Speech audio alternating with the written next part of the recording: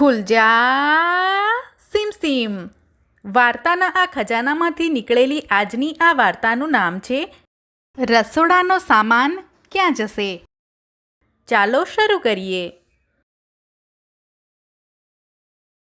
આરવ, શું તું મને રસોડાનો સામાન મૂકવામાં મદદ કરીશ?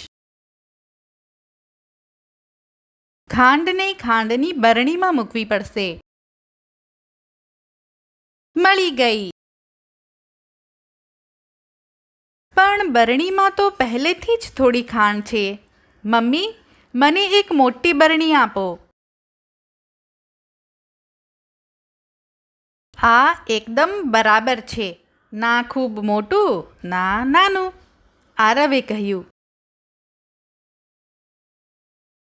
આરવ, થેલામાંથી ચોખા અને રાજમાના 2 પેકેટ કાઢવાના છે. રાજમા ચાવલ તેને ગમે છે.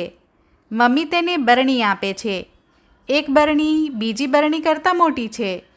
ચોખાનું પેકેટ રાજમાના પેકેટ કરતાં ભારે છે.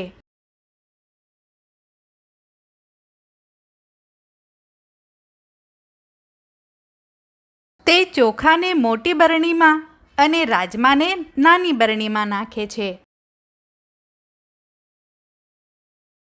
આરવ થેલામાં જુએ છે કે બીજું શું વધ્યું છે. આમાં તેનું ભાવતું બિસ્કિટનું એક પેકેટ. આરવ, તું આ બરણીમાં બિસ્કિટ મૂકી દઈશ?